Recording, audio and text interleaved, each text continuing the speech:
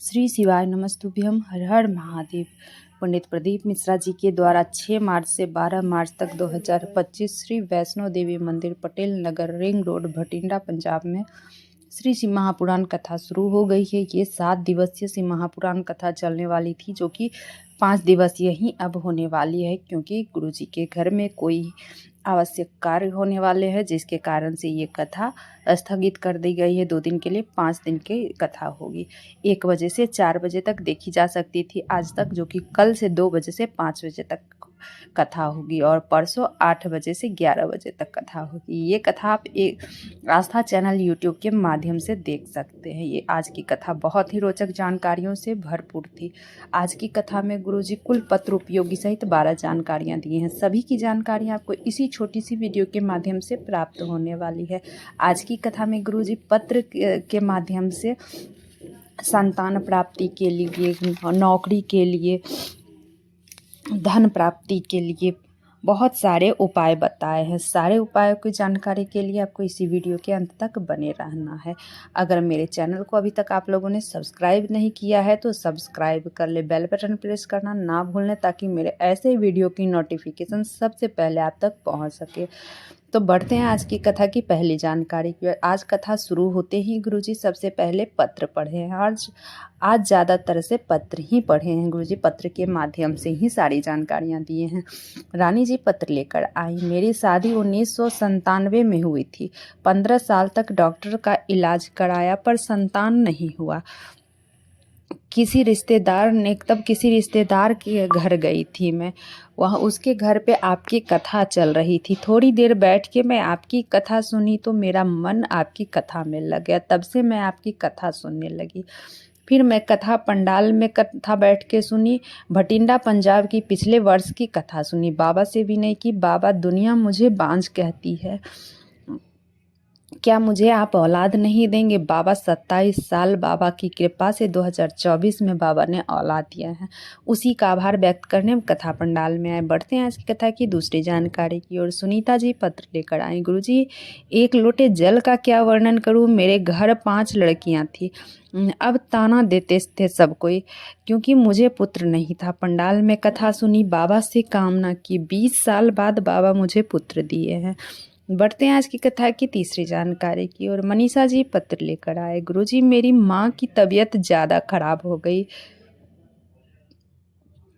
जांच होने पे पता चला बच्चेदानी में कैंसर है। लास्ट स्टेज है। मात्र 5% उम्मीद है बचने का। डॉक्टर ऐसा बोल दिया था, और डॉक्टर बोला ऑपरेशन करवाने के बाद भी ये नहीं है कि बचेगी। मन नहीं माना। डॉक्टर से बोले आप ऑपरेशन करो। माँ बोली मेरा ऑपरेशन कराना पहले बाबा पे जल चढ़ा के जल दो, बेलपत्री ला के दो। मैं वही की जल का आचमन कराती, रुद्राक्ष वाला जल का आचमन कराती, एक बेलपत्री खिलाती। मेरी माँ अभी ठीक है।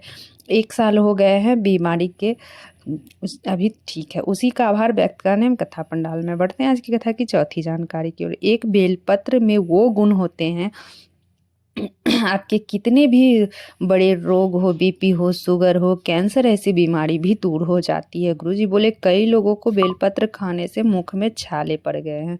अगर आप लोग नहीं खा पा रहे हैं तो पीस के गोली बना के निगलने पर बेलपत्र जरूर खाएं। बड़ी से बड़ी बीमारी दूर हो गई है। बढ़ते हैं आज की कथा की 5वीं जानकारी की ओर। दिव्या जी पत्र लेकर आई। पहले तो मैं कथा कराने वाले अंकल जी को बहुत बहुत धन्यवाद देती हूँ। मेरी उम्र 16 साल की है। मैं आपकी कथा 2022 से सुन रही हूँ। मेरी माँ को बीमारी हो गया, ऑपरेशन बोल दिया, 10 दिन का समय दिया। मेरे घर लोग शिवजी पर चढ़ा जल बेलपत्री देना चालू किए। 10 दिन बाद ऑपरेशन कराने गए तो डॉक्टर बोला यह बीमारी बिल्कुल ठीक हो गई है, अब कोई बीमारी नहीं है और ऑपरेशन की जरूरत नहीं है। उसी का आभार व्यक्त करने में कथा पंडाल में। बढ़ते हैं आज की कथा की 6वीं जानकारी की ओर।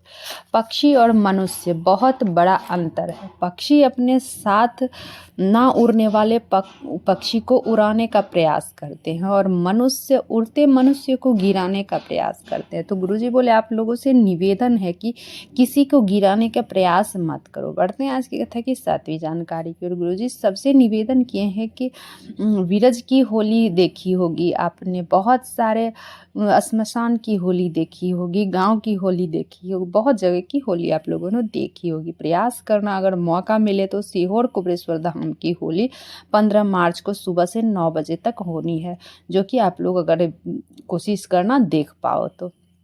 बढ़ते हैं आज की कथा की 8वीं जानकारी की ओर। गुरुजी आज विशेष जानकारी दिए हैं कि 15 मार्च को जो होली अगर आप लोग कुबेरेश्वर धाम ना पहुंच पाओ तो आप एक कलश जल में जो है आप गुलाल डाल के शिवालय सबसे पहले शिव जी को वो जल समर्पित करो। गुरुजी खुद ऐसा करने वाले हैं। कुबेरेश्वर धाम में 5 शिवालय जल डालने वाले हैं गुलाल डाल के। बढ़ते हैं आज की कथा की 9वीं जानकारी की। गुरुजी बोले सबसे निवेदन है आप शिवालय ना जाएं, पर जो गमले में भी पार्थिव शिवलिंग का निर्माण कर 1 लोटा जल चढ़ा दो तो भी बाबा स्वीकार करते हैं। जरूरी नहीं है कि शिवालय में ही जल बाबा स्वीकार करते हैं, बस दिल से 1 लोटा जल समर्पित करो, बाबा जरूर सुनेंगे। बढ़ते हैं आज की कथा की 10वीं जानकारी की ओर। किरण जी पत्र लेकर आई। मेरे पति के पाँव में एक बीमारी हो गई, 20 साल से लगातार खून बहता था पाँव से, हर जगह इलाज करा के थक गई। किसी के कहने पर आपकी कथा सुनना प्रारंभ की, 1 लोटा जल चढ़ाती, 1 बेलपत्री लाती, पति को खिलाती। अब पति का पाँव से खून निकलना बंद हो गया है, अब पाँव भी ठीक होने लगा है, बस बाबा की कृपा से। उसी का आभार व्यक्त करने हम कथा पंडाल में। बढ़ते हैं आज की कथा की 11वीं जानकारी की ओर। तपस्या और समस्या ये 2 हैं। आज के लोग जितने तपस्या में नहीं लगते हैं उतने लोगों के पास समस्या है। साधु संत गंगा किनारे पर्वत पर इतनी तपस्या क्यों करते हैं? घर में रहकर समस्या से घिर कर भी जो लोग भगवान को याद करते हैं वे सबसे बड़ा तपस्वी हैं, क्योंकि वो समस्या से घिरे होने के बावजूद भी भगवान को याद कर रहे हैं। बढ़ते हैं आज की 12वीं जानकारी की ओर। आशा जी पत्र लेकर आई। 1 लोटे जल का क्या वर्णन करूं? 1 लोटा जल बेलपत्री चढ़ाने का क्या फायदा होता है? पिछले वर्ष बाबा से विनय की, मेरे 2 बेटे, एक बेटे 13 वर्ष से नौकरी की तैयारी कर रहा था, दूसरा 7 वर्ष से तैयारी कर रहा था। 1 महीने पहले आपकी कथा पंडाल में सुन मेहनत कर को 4 गुनी किया।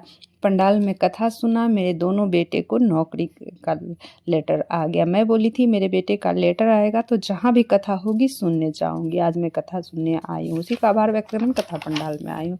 बढ़ते हैं आज की कथा की 13वीं जानकारी की ओर। किरण जी पत्र लेकर आई। मैं बाबा को प्रणाम करने आई हूँ। मेरा लड़का सीए की तैयारी कर रहा था, नहीं हो पा रहा था, हिम्मत हार गया। मैं बोली हिम्मत मत हार, मेहनत 4 गुनी बढ़ाओ, बाबा पे जल चढ़ा, बेलपत्र पर शहद लगा कर जा। मेरा बेटा ऐसा ही किया। मेरा बेटा का बैंक में मैनेजर के पद पर जॉब हो गया है। बाबा से विनय की, मेरा मकान भी नहीं था, बाबा की कृपा से मकान भी हो गया, 2 प्लॉट भी हो गया। उसी का आभार व्यक्त करने हम कथा पंडाल में आए।